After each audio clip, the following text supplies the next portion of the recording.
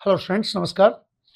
स्वागत है आप सभी का आपके अपने चैनल विद्यादान पर। आप लोगों को बता दूं कि विद्यादान चैनल पर 2025-2024 के CHSL का कंप्लीट सॉल्यूशन आपको मिल रहा है इंग्लिश और मैथ्स का। इंग्लिश में खुद एनके मिश्रा ड्रिल कर रहा हूं और मैथमेटिक्स ड्रिल कर रहे हैं आरजे सर। तो आप सभी इस चैनल को सब्सक्राइब करें, सेशन को लाइक करें और कुछ सुझाव हो तो कमेंट्स में ज़रूर सुझाव दें। हमारा ऐप है कॉम्पिटिशन प्रो, जिस पर अच्छे-अच्छे कोर्स मौजूद हैं ऑल सब्जेक्ट्स के। आप उन कोर्सेज़ को अवेल करें। चलिए मिलते हैं आगे क्वेश्चंस के। Thank you. नेक्स्ट देखा जाए, choose the option which is similar in meaning to the underline word. Synonyms लिखना है incredible. Correct, it is incredible. Incredible होता है अविश्वसनीय, जिस पर विश्वास ही नहीं किया जाए, यानी वो कल्पना से परे कोई चीज होता है तो इनक्रेडिबल होता है। To see him in such good health after the accident. दुर्घटना के बाद उनको ऐसी स्थिति में अच्छे स्वास्थ्य में देखना, यानी भरोसा नहीं हो रहा है कि वो इतना बढ़िया स्वास्थ्य हासिल कर पाएंगे। तो ध्यान दिया जाए तो ऐसी स्थिति में इनक्रेडिबल का अर्थ होता है अविश्वसनीय, कल्पना से परे। कल्पना से परे इनक्रेडिबल हो गया। अब इसका यदि हम सिनोनिम्स देखेंगे तो क्या होगा, तो अनइमेजिनेबल, ये भी हो गया कल्पना से परे, ये भी वही है। फिर आगे क्या कह रहा है कि अनरिमार्केबल। रिमार्केबल होता है विशिष्ट, अनरिमार्केबल हो गया तो साधारण हो गया। तो ऐसी स्थिति में ये क्या हो गया, साधारण या सामान्य के सेंस में यूज करोगे। आगे देखो, अपेरेंट का अर्थ क्या है, तो अपेरेंट का अर्थ होता है सुस्पष्ट, कोई चीज बिल्कुल स्पष्ट है कोई बात तो अपेरेंट है। तो ये हो गया अस्पष्ट के सेंस में आया। इसके बाद अनएक्सेप्टेबल। एक्सेप्टेबल हो गया स्वीकारने योग्य, अनएक्सेप्टेबल मतलब अस्वीकार्य। तो ऐसी स्थिति में हम क्या कर दिए, तो अस्वीकार्य हो गया। हमारा सिनोनिम्स क्या हुआ, तो ऑप्शन नंबर ए होना चाहिए। नेक्स्ट बात करता हूं, ध्यान दीजिएगा, सुनेंगे। Correct, choose the correct option to give a one word substitution. यहाँ OWS का क्वेश्चन है, क्या होगा थोड़ा सा विचारें। करेक्ट, ये person who does not drink any alcohol, वह व्यक्ति जो शराब का सेवन नहीं करता, जो पूरी तरह शराब से परहेज करता, ऐसे व्यक्ति को क्या कहा जाए। तो ध्यान दिया जाए, टीटोटलर वर्ड होता है जिसका अर्थ होता है मद्यपान न करने वाला। मद्यपान न करने वाला, वह व्यक्ति जो शराब से पूरी तरह से दूर रहता हो, वो कौन है, टीटोटलर। नॉन ड्रिंकर, इसको भी हम कह सकते हैं कि मद्यपान न करने वाला, लेकिन नॉन ड्रिंकर बनावटी वर्ड हो गया, ये वन वर्ड सब्स्टिट्यूट में जनरल सेंस में यूज नहीं होगा। इसके बाद बिवरेज मैन, साधारण पेय वाला आदमी, ऐसा भी कोई वर्ड नहीं है, बनावटी वर्ड होगा, यानी जैसे तैसे जोड़कर अर्थ निकाला गया। टॉपर का अर्थ हो गया है कठोर हो गया, ये हो गया सख्त हो गया। तो ये भी कोई ऑप्शन ये नहीं है, ऑप्शन सीधे सीधे एक है आपका, कौन, टीटोटलर होना चाहिए। नेक्स्ट बात करते हैं। अगला कह रहा है कि choose the one word substitute for the below sentence. फिर OWS का क्वेश्चन है, देखा जाए। कह रहा है कि Ravi marvelled at the diverse form of life. Ravi जो है महारत हासिल किया है जीवन के अलग अलग स्वरूपों पर, यानी अध्ययन किया है, including animals and plants thriving in aquatic habitats. कह रहा है कि जल के नीचे जलीय जीव, जलीय पौधे, उन सब पर भी वो अध्ययन किया है, उन पर महारत हासिल किया है, यानी जल के अंदर पनपने वाले जीवन पर भी उनको अध्ययन है। अब ऑप्शन देखा जाए क्या हो, टेरेस्ट्रियल का अर्थ क्या होता है, तो ये सांसारिक होता है, इसको सांसारिक कहिए, इसको भौतिक भी कह सकते हैं, ध्यान दिया जाए, भौतिक कह सकते हैं। फिर बात आगे आ रही है क्या, तो एक्वेटिक। एक्वेटिक हो गया जलीय, याद रखा जाए, यहाँ भी तो एक्वेटिक हैबिटेट्स बोला है, तो वही होगा कि जल का जीवन को क्या कहते हैं, तो एक्वेटिक बोला जाता है। ध्यान दिया जाए। अब आर्बोरियल क्या होता है? तो ये वनस्पति से संबंधित है, वनस्पति से संबंधित। पोलर क्या हो गया? तो यह ध्रुवीय हो गया। आंसर क्या होना चाहिए? आंसर आपका एक्वेटिक हो गया। नेक्स्ट बात करते हैं, identify the grammatical error in the sentence below. यहाँ कॉमन एरर का क्वेश्चन है, देखा जाए। कॉमन एरर का क्वेश्चन है कि अमेजॉन प्राइम डे, ध्यान दिया जाए, ये किसी संस्था का नाम है या, हाँ, अमेजॉन प्राइम डे ये टोटल प्रॉपर नाउन है, क्योंकि देख रहे हैं आप कि इसका संरचना कैसा है, तो कैपिटल लेटर से है। तो is going to kick up the holiday season. Amazon Prime Day जो है वह हॉलीडे सीजन का शुरुआत करने जा रहा है and holiday shopping for many consumers, कई कंज्यूमर्स के लिए ये शुरुआत कर रहा है। एक बात बताया जाए, किक अप ऐसा कोई ऑप्शन नहीं होता। किक का तो अर्थ होता है प्रहार करना, a kick on, a kick off ऐसा होता है। तो ऐसी स्थिति में किक अप नहीं, किक ऑफ होता है, जिसका अर्थ क्या होता है? शुरुआत करना। ध्यान दें, अ किक ऑन होता है किसी कहीं के लिए प्रस्थान करना। तो अब बोला जाए यहाँ ऑप्शन क्या होना चाहिए? तो ऑप्शन किक अप नहीं, किक ऑफ होना चाहिए। Option number A. Choose the correctly spelled word. देखिए यहां करें कि कौन सा स्पेलिंग सही है। एक्सेलरेट वर्ड होता है, जिसका अर्थ होता है गति देना। तो देखा जाए एक्सेलरेट का स्पेलिंग, तो यहाँ ACCELERATE बिल्कुल सही स्पेलिंग है। इसका अर्थ होता है गति तेज करना या गति देना। ध्यान दिया जाए, गति देना, तीव्र करना, इसको एक्सेलरेट बोलते हैं। ये एक्सेलरेट में डबल एल लगा दिया जो नहीं होना चाहिए। ये एक्सेलरेट में एल ए कर दिया, नहीं होना चाहिए। यहाँ कुछ नहीं लगाया डबल एल जोड़कर, सीधे सीधे आंसर क्या होना चाहिए आपका? Answer number A. नेक्स्ट बात करता हूं, फिर कर रहा है क्या कि choose the best option to replace the underlined part to improve the given sentence। improvement का क्वेश्चन है। ध्यान दें, the villagers are suffering with a shortage of clean water। ग्रामीण जो है वो साफ पानी से, पानी की कमी झेल रहे हैं। तो ऐसी स्थिति में सफरिंग यूज किया। सफर होता है क्या? कोई चीज कष्ट आदि आदि को झेलना। ध्यान रखा जाए, जिस चीज से आप पीड़ित हैं, जिस चीज से आप प्रभावित हो रहे हैं, तो उसमें सफर कर रहे हैं, तो प्रीपोजिशन फ्रॉम आता है। लोग कहते हैं वो बुखार से पीड़ित है, तो he is suffering from fever. तो उसी तरह यहाँ क्या होना चाहिए? Suffering from a shortage of clean water.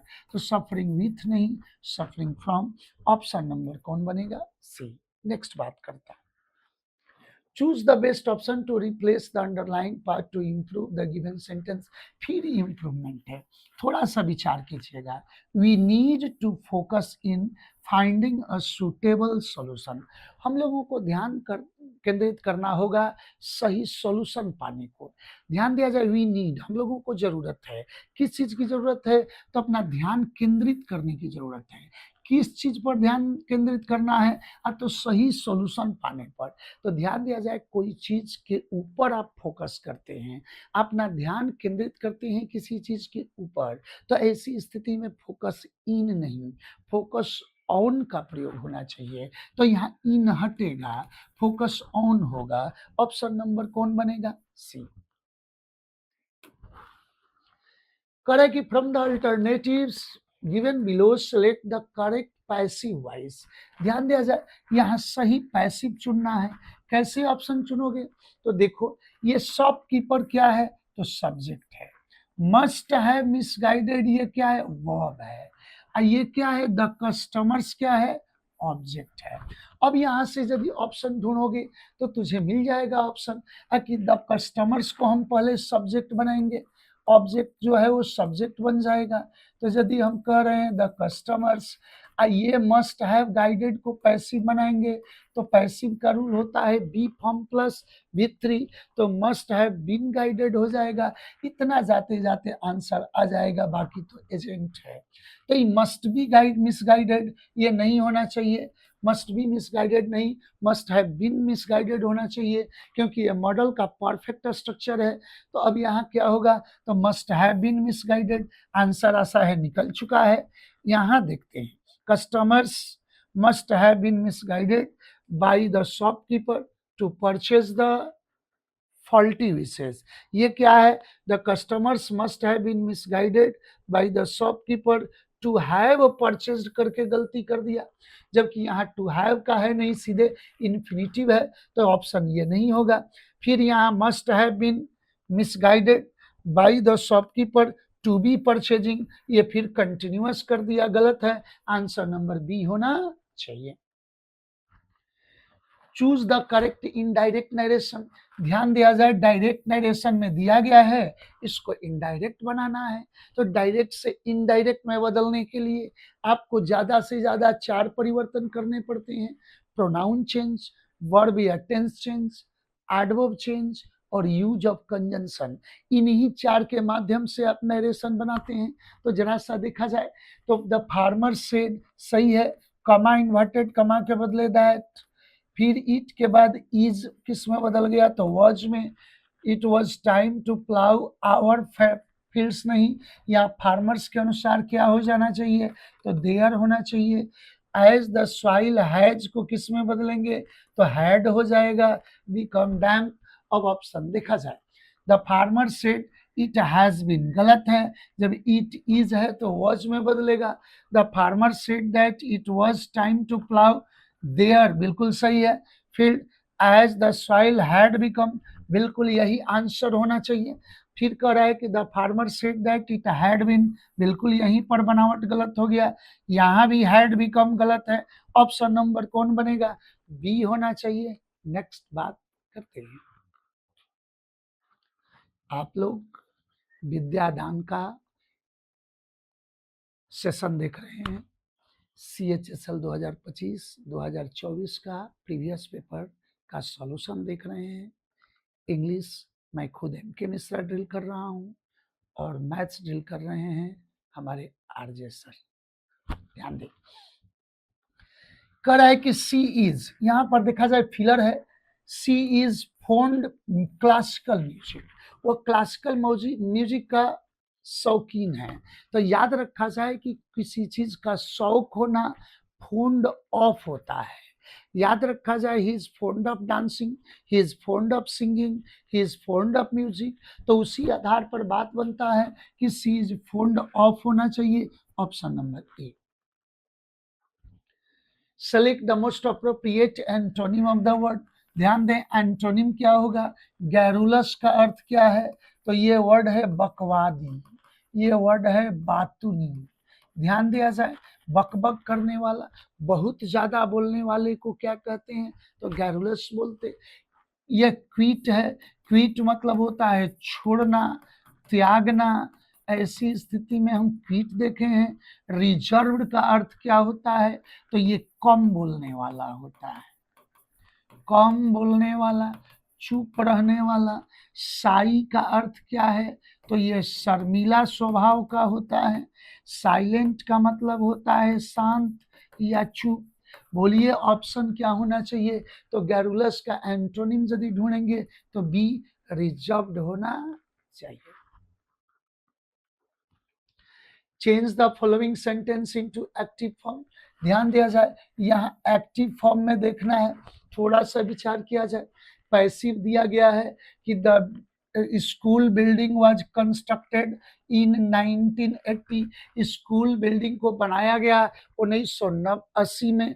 कौन बनाया, तो यानी एजेंट नहीं है, एजेंट छुपा है।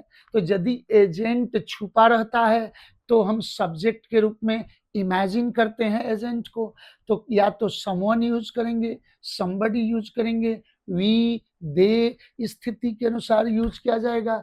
तो यहाँ पर क्या होगा कि the school building had been, तो ये तो ऑलरेडी पैसिव है, जबकि एक्टिव में बदलना है। तो someone constructed the school building in 1980, बिल्कुल ये सही है। समवन को सब्जेक्ट इमेजिन कर लिए, अब फिर हम क्या कर लिए, तो उसका एक्टिव पास्ट इंडेफिनिट बना दिए। यहाँ पर स्कूल बिल्डिंग कंस्ट्रक्ट्स, ये तो हो गया कि स्कूल बिल्डिंग कंस्ट्रक्ट कराता है, नहीं, इज कंस्ट्रक्टिंग नहीं, option number B. Choose the option that is most appropriate conversion of the following sentence into direct speech. देखिए इनडायरेक्ट में दिया हुआ है, डायरेक्ट में बदलना है। आपको पता है कि डायरेक्ट से इनडायरेक्ट या इनडायरेक्ट से डायरेक्ट में केवल 4 चीज काम आता है, प्रोनाउन चेंज, वर्ब या टेंस चेंज, एडवर्ब चेंज और यूज ऑफ कंजंक्शन। देखा जाए तो यहाँ टोल्ड को किस में बदलेंगे, तो ये सेड टू होगा, या ऐसे भी छोड़ा जा सकता है। दैट को हटाकर कमा इन्वर्टेड कमा, ये सी इस सब्जेक्ट के बदले आया, मतलब आई था। हैड पास्ट में बदला है, पहले से हैव होगा। I have been learning French for 3 months, answer देख लीजिए। उसके बाद इन्वर्टेड कमा बंद हो जाएगा। तो said to me I am learning, गलत है, यहाँ हैव बीन था तब तो हैड बीन में बदला, यहाँ आया said to me I have been learning French for 3 months, यही आंसर होगा। इसके बाद said to me I had learned, नहीं, आई लर्नड नहीं, आंसर क्या होना चाहिए, ऑप्शन नंबर आपका B. The following sentence has 2 blanks. Choose the most suitable set of prepositions from the given options to fill in the blank and complete the sentence meaningfully. ध्यान दिया जाए, यहाँ double filler है और दोनों में preposition हमको भरना है। थोड़ा सा विचार करो, करा है क्या कि the committee insisted a thorough investigation, committee ने ये बात रखा, ये प्रेरित किया है कि इसमें थरो इंक्वायरी होना चाहिए, इन्वेस्टिगेशन होना चाहिए बिफोर प्रोसीडिंग एनी डिसीजन, किसी डिसीजन पर पहुंचने से पहले इसमें जांच होना चाहिए। तो एक बात आपको बता दूं, इंसिस्ट होता है उकसाना, प्रेरित करना, जो हमेशा अपने साथ प्रेपोजिशन ऑन लेता है। He insisted on regular practice, तो किसी चीज को उकसाना, प्रेरित करना, ये सब में प्रस्तावित करना इंसिस्ट ऑन होता है। तो इंसिस्ट ऑन होता तो एकमात्र ऑप्शन आपके पास है। इसके बाद कह रहा है कि थॉरो इन्वेस्टिगेशन बिफोर प्रोसीडिंग, किस प्रोसीड विथ होता है, किसी काम में आगे बढ़ना यानी कदम बढ़ाना, प्रोसीड विथ होता। तो ऑप्शन क्लियर हो गया है कि ऑप्शन नंबर बी। कह रहा है कि one of word this words is spelled incorrectly. ध्यान दिया जाए, यहाँ पर आपको इनकरेक्ट वर्ड चुनना है। देखिए ब्यूरोक्रेसी है, बिल्कुल स्पेलिंग सही है, BUREAU सही है, CRACY ये सरकारी तंत्र होता है। ध्यान दिया जाए, ये सरकारी तंत्र हो गया। इसके बाद मिलेनियम स्पेलिंग MILLENIUM, इसको हम क्या कहते हैं, तो ये सहस्त्राब्दी होता है। याद रखा जाए, ये सहस्त्राब्दी होता है। आगे सेपरेटली का स्पेलिंग में ध्यान दिया जाए, यहाँ पर SEPE नहीं, SEPARATELY, ये होता है अलग, अलग रूप से, अलग थलग, इसको हम सेपरेटली कहते। अच्छा, कंसेंसस बिल्कुल सही है, ये जनमत होता है, आम सहमति को कहा जाता है। अब ऑप्शन यदि ढूंढे तो क्या होगा, तो आपका सीधे ऑप्शन होना चाहिए सी, सेपरेटली। फिर यहाँ देखिए इनडायरेक्ट नरेशन बनाना है, ये नरेशन का गेम है। आप अभी 4 रूल का प्रोनाउन चेंज, वर्ब या tense change, adverb change, use of conjunction, 4 point पर आप डिस्कशन देखे हैं। यहाँ कमा इन्वर्टेड कमा के बदले दैट, आई को सब्जेक्ट के अनुसार कर दिए ही, आई स्पोक है, तो याद करें रिपोर्टिंग वर्ब यदि पास्ट टेंस में हो तो रिपोर्टेड स्पीच में भी यदि अगर पास्ट इंडेफिनिट रहा तो पास्ट परफेक्ट में बदलते, पास्ट कंटिन्यूअस रहे तो पास्ट परफेक्ट कंटिन्यूअस, अब पास्ट परफेक्ट अब परफेक्ट कंटिन्यूअस रहे तो नो चेंज। तो यहाँ पास्ट इंडेफिनिट है तो ही स्पोक के जगह ही हैड स्पोकन होना चाहिए, विथ माई के जगह क्या होगा तो हीज होना चाहिए, हीज पेरेंट्स। यस्टरडे हो गया प्रीवियस डे। अब ऑप्शन देखा जाए क्या होना चाहिए, he said that he spoke गलत है, शुड हैव गलत है, हैड स्पोकन बिल्कुल सही है, had spoken with his parents the previous day, यही आंसर होना चाहिए। इसके बाद यहाँ वुड लगा दिया जो बिल्कुल गलत है। नेक्स्ट बात करते हैं, कह रहा है कि one of this words is spelled incorrectly. फिर यहाँ देखिए इनकरेक्ट वर्ड चुनना है, थोड़ा सा विचार कीजिएगा। यहाँ एम्बिग्यूअस बिल्कुल सही है, अस्पष्ट होना चाहिए, धुंधला होना चाहिए, ध्यान दें। फिर आगे कंसाइंसियस का अर्थ क्या है, कंसाइंस कंसाइंसियस हो गया, ईमानदार होना चाहिए, ये कर्तव्यनिष्ठ होता है, कर्तव्यनिष्ठ हो गया। फिर आगे यहाँ ध्यान दिया जाए इरिप्रेसेबल, रिप्रेस मतलब होता है दबाना, इरिप्रेसेबल जिसे दबाया न जा सके, तो वही बात आया जिसे दबाया न जा सके, बिल्कुल स्पेलिंग सही है। फिर आगे क्या है तो कन्विवियल का स्पेलिंग गलती है, CONVIVIAL। अब कन्विवियल का अर्थ क्या हो गया तो ये खुशनुमा होना चाहिए। बोलिए ऑप्शन हमारा क्या होगा, ऑप्शन डी होना चाहिए। Rearrange the following sentence parts to form a meaningful and grammatically correct paragraph. आपका पारा जंबल का क्वेश्चन है, थोड़ा सा विचार कीजिएगा। देखिए सबका स्टार्ट ही से हो रहा, इसका मतलब कि प्रोनाउन से शुरुआत है। अगर नाउन प्रोनाउन रहता दो तरह का तो नाउन वाला ऑप्शन पहले रखते, प्रोनाउन वाला बाद में। इसका मतलब ये है कि यदि सब प्रोनाउन से है तो ये सीरीज एक्शन है, और सीरीज एक्शन है तो घटनाओं का क्रम देखना पड़ेगा, सीक्वेंस देखना पड़ेगा, यानी इसका क्रोनोलॉजिकल ऑर्डर देखना है। ध्यान दें, he connected the modem to the wall and the wireless router to the modem। उसने मॉडेम को कनेक्ट किया वॉल से, दीवार से, और उसके बाद कर आया क्या किया, वायरलेस राउटर को मॉडेम से जोड़ा। मॉडेम आप जानते होंगे नेट आदि आदि का जो कनेक्टिविटी होता है वो मॉडेम है। तो कह रहा है कि पहले वॉल से मॉडेम को जोड़ा और उसके बाद वायरलेस राउटर को मॉडेम से जोड़ा। फिर कह रहा है क्या है कि he followed the setup wizard on his computer. उसके बाद अपना जो सेटअप का जो दायरा था वो अपने कंप्यूटर पर उसने देखा, configuring the networks name and password. उसके बाद उसका नेटवर्क और पासवर्ड देखा। फिर कह रहा है कि he connected all his devices to the new network. और उसके बाद जब नया नेटवर्क उसका लग गया तो सब डिवाइस उससे जोड़ दिया, from his phone to his smart TV, या फोन से पहले जोड़ा फिर स्मार्ट टीवी से। ही परफॉर्म्ड ए स्पीड टेस्ट, उसके बाद स्पीड टेस्ट उसने दिया, confirming his home now had a strong and reliable connection.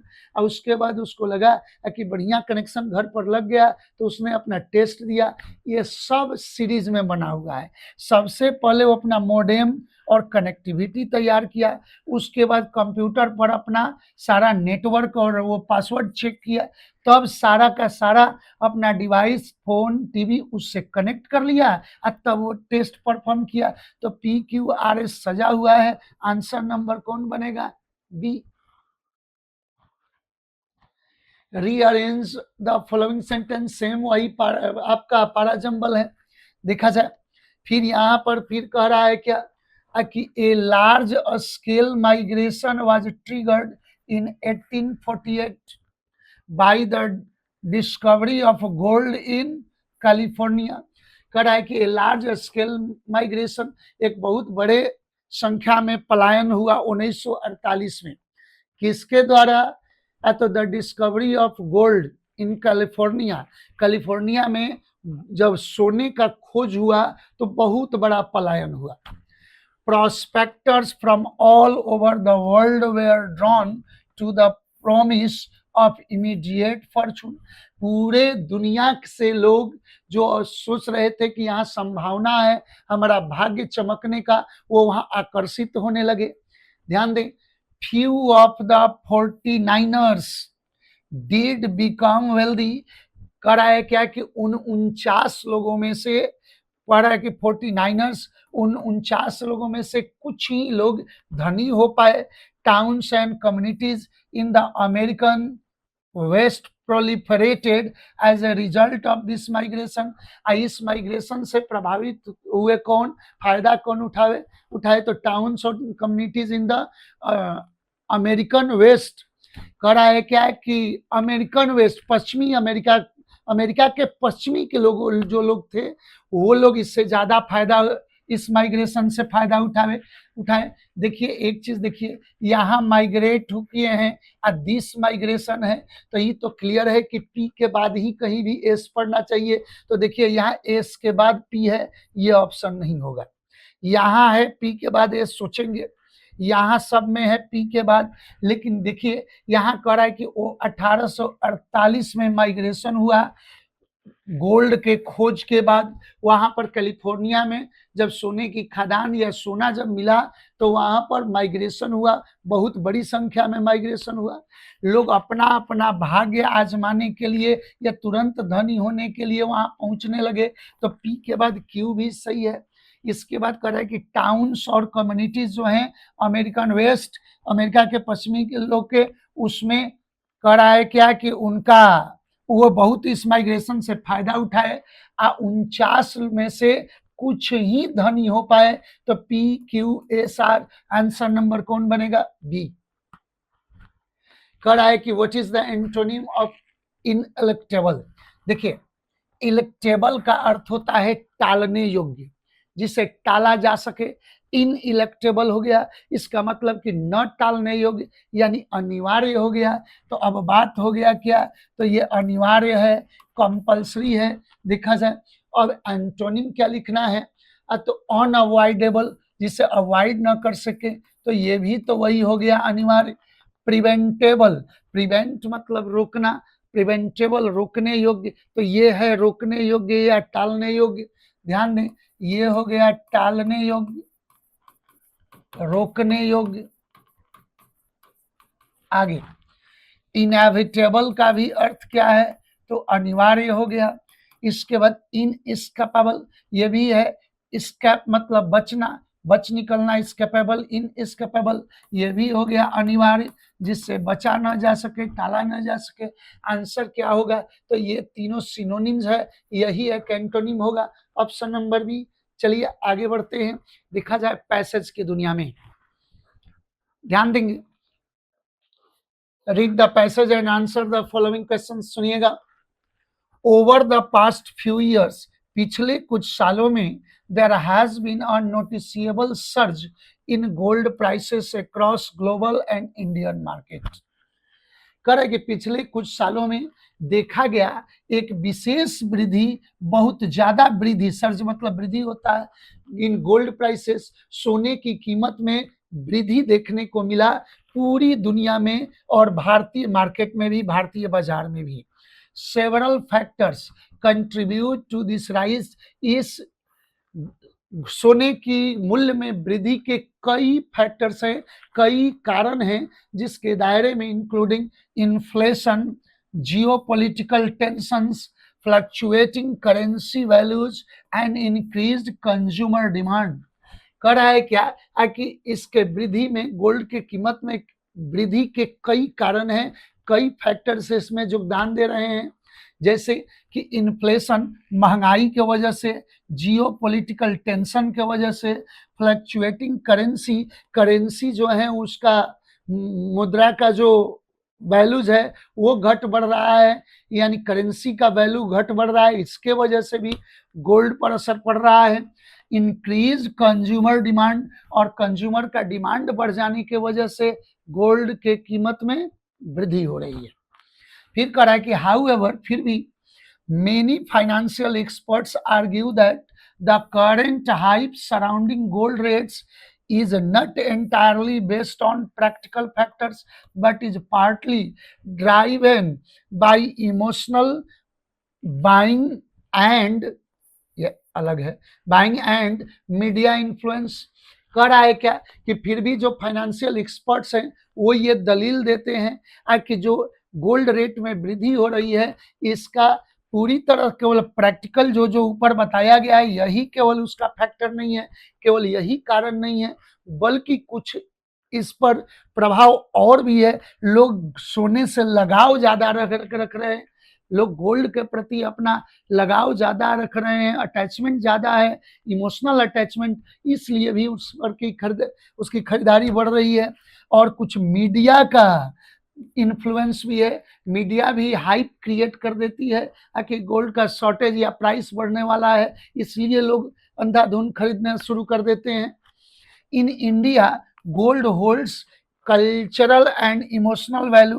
कह रहा है कि भारत में गोल्ड के प्रति कल्चरल और इमोशनल वैल्यू भी बहुत ज्यादा है। लोग अपने सोने की खरीदारी अपने कल्चर में रखे हैं, लोग सोना संग्रह करते हैं, साथ साथ सोने से लगाव उन लोगों को ज्यादा है, specially during weddings and festivals.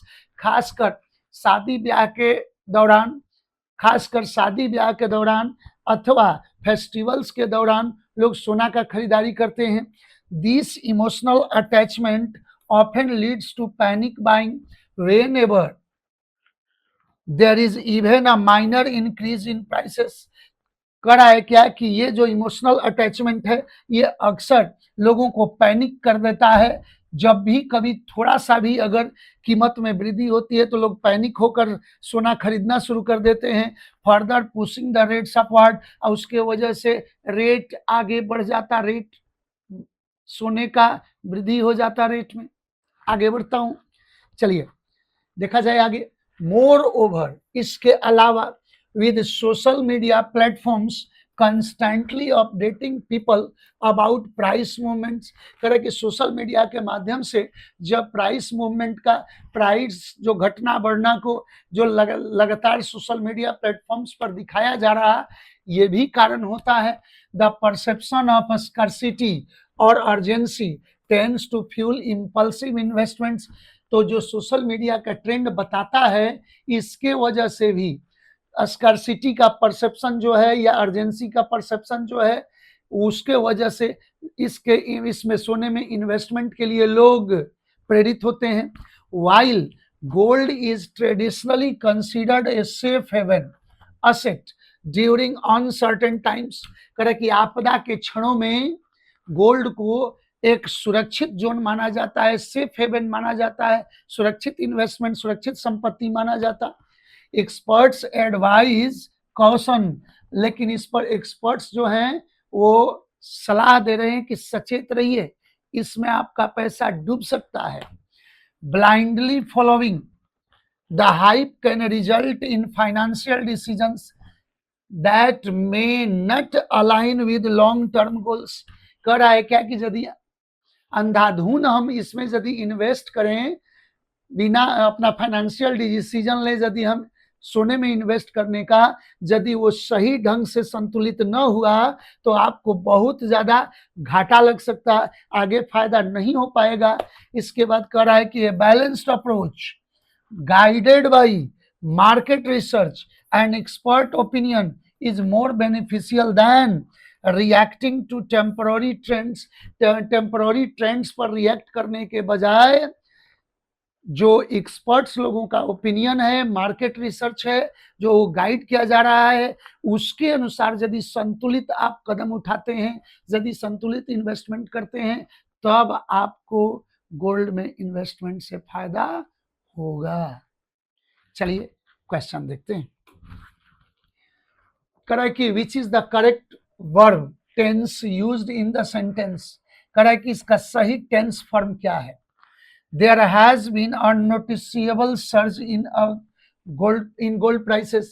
Gold prices में वृद्धि हुई है। तो एक बात देखा जाए कि देयर हैज बीन लगाया है, तो हैज हैव के बाद ये बीन भी 3 है।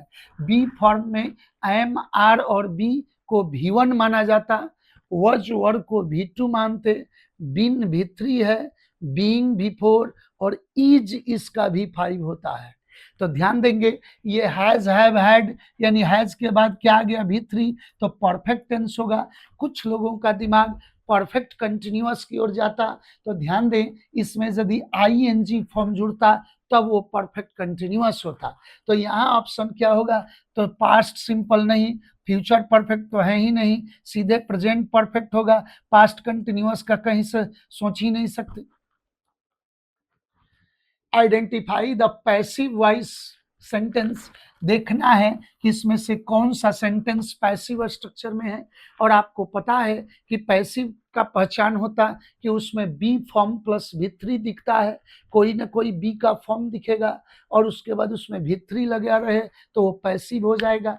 देखिए ये कह रहा है कि the perception of scarcity fuels, सीधे प्रेजेंट इंडेफिनिट है, इसमें पैसिव नहीं एक्टिव स्ट्रक्चर है, ये सब्जेक्ट हुआ, ये वर्ब। फिर गोल्ड होल्ड्स, ये भी प्रेजेंट इंडेफिनिट में सब्जेक्ट और वर्ब। सेवरल फैक्टर्स कंट्रीब्यूट, फिर सब्जेक्ट और वर्ब। यहाँ कह रहा है कि the current hype surrounding gold rates is, ये बी फॉर्म हो गया। नॉट एंटायरली बेस्ड, ये भी 3 हो गया, यही पैसिव है, option number D. Correct. What does the word impulsive most likely mean in the context of the passage? देखिए इम्पल्सिव का अर्थ क्या था, वहाँ इम्पल्सिव बाइंग था, टेंडेंसी था इन्वेस्टमेंट का, यानी कहने का मतलब है कि गोल्ड में इन्वेस्टमेंट की वृद्धि, अंधाधुंध उसमें इन्वेस्टमेंट, ऐसा सेंस था, तो वृद्धि के सेंस में होगा। अब बोला जाए कि वेल प्लान्ड है तो नहीं, सडन एंड इमोशनल चलेगा, इकोनॉमिकल नहीं, डिलेड एंड थॉटफुल नहीं, यही होगा। सडन एंड इमोशनल यानी प्रभावित होकर अंधाधुंध उसमें इन्वेस्टमेंट था, यानी भावनाओं से जुड़कर, तो ऑप्शन नंबर कौन बन गया, B. What is the meaning of safe haven as used in the passage, यहाँ पर सेफ हेवन का सेंस क्या है, तो देखा जाए सेफ हेवन था, याद करें, सुरक्षित पनाह या सुरक्षित इन्वेस्टमेंट के रूप में आया था, तो यहाँ क्या होगा, डेंजरस इन्वेस्टमेंट तो नहीं, लॉन्ग टर्म लाइबिलिटी नहीं, a secure place to park money during uncertainty, यही होना चाहिए, a place to store gold नहीं, ऑप्शन नंबर कौन बनेगा, सी होना चाहिए। आशा करते हैं ये भी पॉइंट आपका क्लियर है। और लास्ट क्वेश्चन देखा जाए, according to the passage, passage के अनुसार what is one reason behind the surge in gold prices in India besides economic factor, economic factor के अलावा कह रहा है कि और कौन सा इसमें एक रीजन है जिसके वजह से भारत में गोल्ड की खरीदारी बढ़ जाती है। याद करें इमोशनल अटैचमेंट था, तो यहाँ पॉइंट था, देखिए स्ट्रिक्ट गवर्नमेंट पॉलिसी नहीं, emotional buying influenced by cultural traditions, यही होना चाहिए। इसके बाद lack increase mining of gold नहीं, lack of interest in the investment नहीं, ऑप्शन नंबर सी। आशा है आप लोगों को सेशन पसंद आया होगा। आप सभी विद्यादान चैनल को सब्सक्राइब करें, दोस्त मित्रों को भी सब्सक्राइब करावें और अपना सुझाव हो तो कमेंट्स के रूप में ज़रूर दें। आप लोगों को किसी भी तरह का यदि सुझाव बने तो हम स्वागत करते हैं उसका। और हमारा ऐप है कंपटीशन प्रो, जिस पर कि बहुत सारे कोर्सेस अवेलेबल हैं, आप उन सबको अवेल करें। हमारा ऐप प्ले स्टोर से डाउनलोड कीजिए, दोस्त मित्रों को भी डाउनलोड कराइए। मिलते हैं नेक्स्ट सेशन में, थैंक यू।